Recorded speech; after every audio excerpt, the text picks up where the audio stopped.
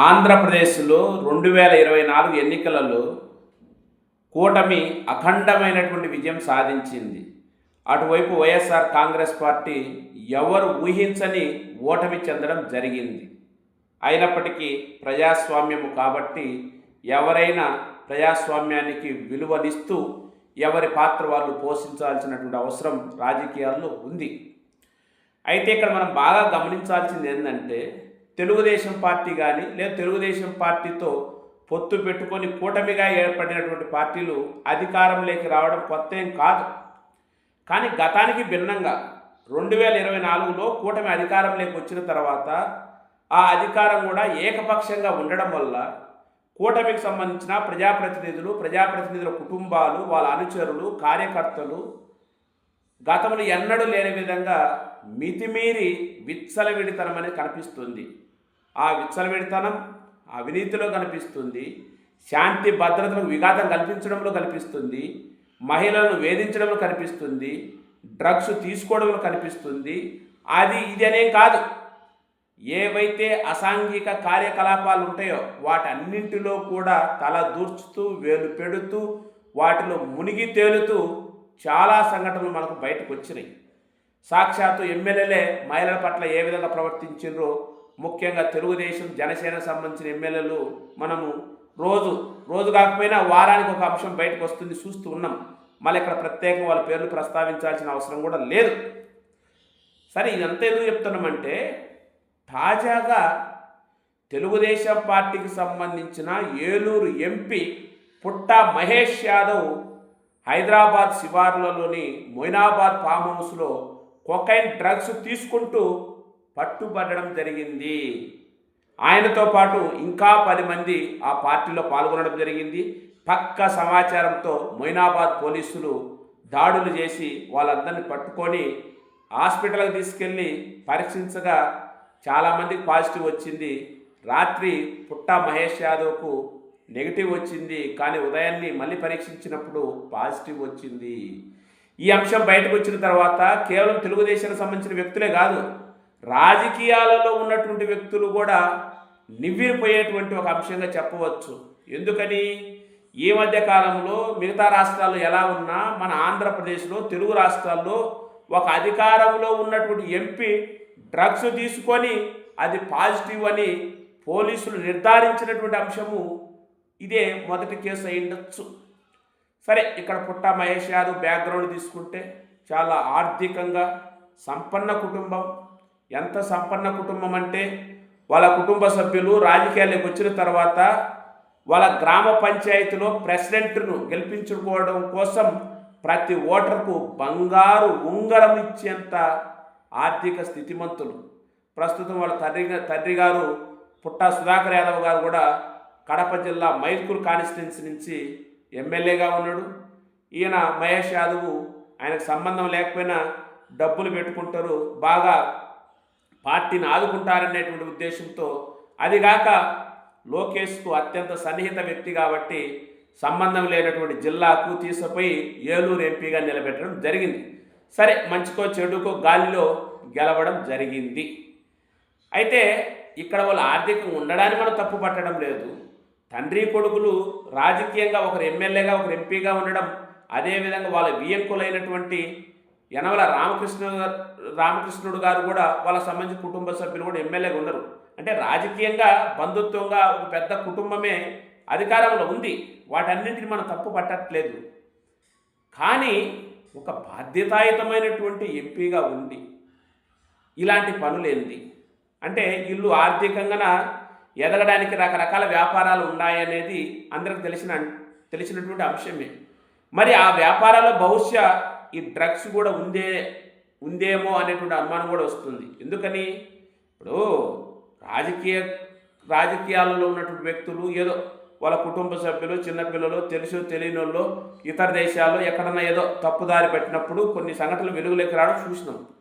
కానీ మన తెలుగు రాష్ట్రాల్లోనే మన పక్క ఉన్నటువంటి హైదరాబాదులో ఒక ఫామ్ హౌస్లో డ్రగ్స్ తీసుకునేటువంటి ధైర్యం వచ్చిందంటే ఖచ్చితంగా వీళ్ళు అలాంటి వ్యాపారం కూడా ఏమన్నా చేస్తున్నారా అనేటువంటి అనుమానం రావడం పెద్ద ఆశ్చర్యం ఏం లేదు. సరే, ఆ అంశం పక్కన పెడదాం. ఆల్రెడీ ఇక్కడే మనం రాజకీయంగా ఒకరిని టార్గెట్ చేస్తూ చెప్తున్నటువంటి అంశం కూడా కాదు.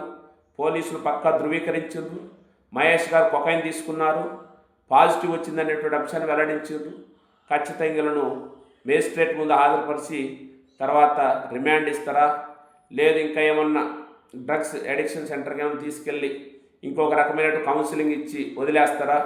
అదిగాక తెలంగాణలో కూడా అంతో ఇంతో తెలుగుదేశానికి అనుకూలంగా ఉన్నటువంటి ముఖ్యమంత్రి ఉండడు కాబట్టి ఇది ఒక పెద్ద అంశం, రాజకీయంగా ఇబ్బంది కలిగేటువంటి అవకాశం కాబట్టి దీన్ని ఏమన్నా మెల్లగా మసిపూసి మారేడుకాయ చేసేటువంటి అవకాశం ఉందా అనేది కూడా రకరకాల అనుమానాలు వస్తాయి. జనరల్గా ఏదైనా ఒక సంఘటన జరిగినప్పుడు అనుమానాలు ఎందుకు వస్తాయంటే ఆ పరిస్థితులను బట్టి అనుమానాలు వస్తాయి. అలా రావడం కూడా తప్పేం కాదు.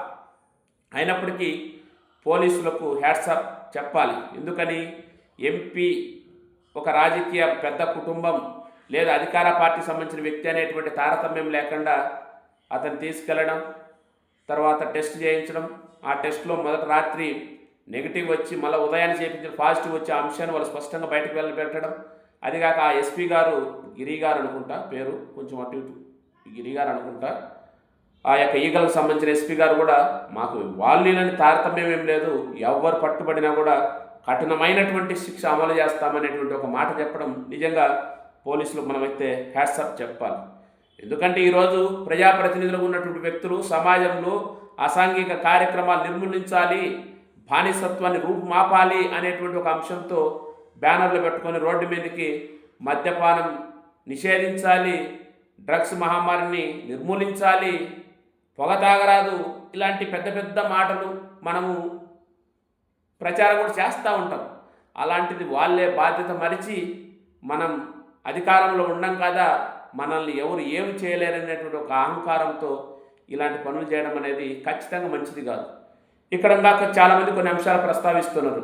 గతంలో చంద్రబాబు నాయుడు గారి నాయకత్వంలో ఈ రాష్ట్రంలో ఉమ్మడి రాష్ట్రంలో అధికారంలో ఉన్నప్పుడు ఎప్పుడు ఇలాంటి పరిస్థితి లేదు. ఇప్పుడు పేరుకే చంద్రబాబు నాయుడు గారు ముఖ్యమంత్రి అయినా పార్టీ మొత్తం లోకేష్ నాయకత్వం నడుస్తుంది. ఇప్పుడు ఉన్నటువంటి ప్రజాప్రతినిధులు చాలామంది కూడా లోకేష్ టీంలో ఉన్నటువంటి సభ్యులు, లోకేష్ సన్నిహితంగా ఉన్నటువంటి వ్యక్తులు, వీళ్ళందరూ కూడా లోకేష్ను చూసుకొని విరవీగుతున్నారు, విచ్చలవిడితనంగా పాల్పడుతున్నారు. మనకు లోకేష్ ఉన్నాడు, మనది ఏకపక్ష విజయం, ప్రత్యర్థులను భయపెట్టాలన్నా ప్రత్యర్థుల మీద దాడులు చేయాలన్నా వీటన్నింటికి మూలం లోకేష్ యొక్క రెడ్ బుక్కే. అంటే మనం ఏం చేసినా కూడా చెల్లుతుంది అనేటువంటి ఒక అహంభావన ధోరణి ప్రదర్శిస్తున్నారనేది కొన్ని వర్గాలలో వినపడుతున్నటువంటి చర్చగా మనం చూడవచ్చు. సరే, ఇక్కడ కొన్ని వర్గాలు చర్చించుకుంటున్నాయా, ఇది నిజమా అబద్ధం అంటే ఇందులో అబద్ధమేం లేదు, బాటంగానే వాళ్ళు చేస్తున్న చర్యలు బట్టి మనం చెప్పవచ్చు. ఇంకా గతంలోనే చూసినాం, అదే జిల్లాకు సంబంధించి, సరే ఆయన పేరుకు బీజేపీ అయినా తెలుగుదేశంలో ఉన్నటువంటి వ్యక్తే దేవగుడి ఆదినారాయణ రెడ్డి గారు బీజేపీ ఎమ్మెల్యే జమ్మలమడుగు, ఆయన కొడుకు కూడా మొన్న డ్రగ్స్తో ఒక నెల కిందట హైదరాబాద్ పట్టుబడిండు. ఇంకొక ఆయన Pulivendula TDP in charge B Tech Ravi గారు, ఆయన 2014-19 మధ్యలో ఉమ్మడి రాష్ట్రం విడిపోయే ముందు హైదరాబాద్లో పలుసార్లు పేకాట ఆడుతూ పట్టుబడిండు. అంటే ఇలా చాలామంది ఉన్నారు. ఇది కాకుండా రోజువారీగా చూస్తున్నాం, మహిళలను వేధించినటువంటి అంశంలో తాజాగా వీడియో చేసే ముందు కూడా విశాఖపట్నానికి సంబంధించి విశాఖ తూర్పు ఎమ్మెల్యే రామకృష్ణ గారి అనుచరుడు ఒక ఆయన, ఎవరు ఆయన శ్రీనివాస్ అంట, భార్య ఉండగానే ఇంకొక మహిళతో వివాహేతర సంబంధం పెట్టుకొని ఆ విషయం కూడా వెలుగు లేకొచ్చి దాని మీద కూడా చర్చ జరుగుతుంది. పోలీసులు కూడా కేసు పెట్టాలనా లేదా అనేటువంటి ఒక మీమాంసలు ఉన్నారు. దానికి కారణం ఆ తప్పు చేస్తున్నటువంటి వ్యక్తి ఆయనకి ఏదో ఒక దేవాలయంలో డైరెక్టర్ పదవి కూడా ఇచ్చినారనేది కూడా వినపడుతుంది.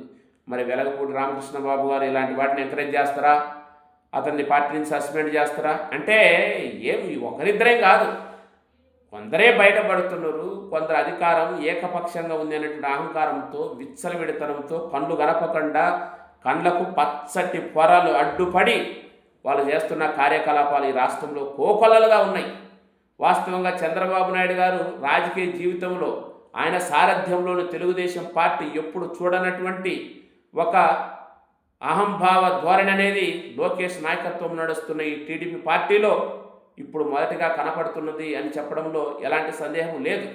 చూద్దాం ఈ కేసు ఎంతవరకు వెళుతుంది, ఇంకా దీని వెనకల్లా ఎవరున్నారు, ఇది వీళ్ళు సేవించడం వరకే, వీళ్ళు బానిసలా లేదా వ్యాపారులా, దీంట్లో కూడా వ్యాపారం చేస్తున్నారా లేదనే అంశాలు అన్నీ క్లియర్గా పోలీసులు నిష్పక్షపాతంగా బయట పెడతారనేటువంటి ఆశతో మనం ఎదురు చూద్దాం.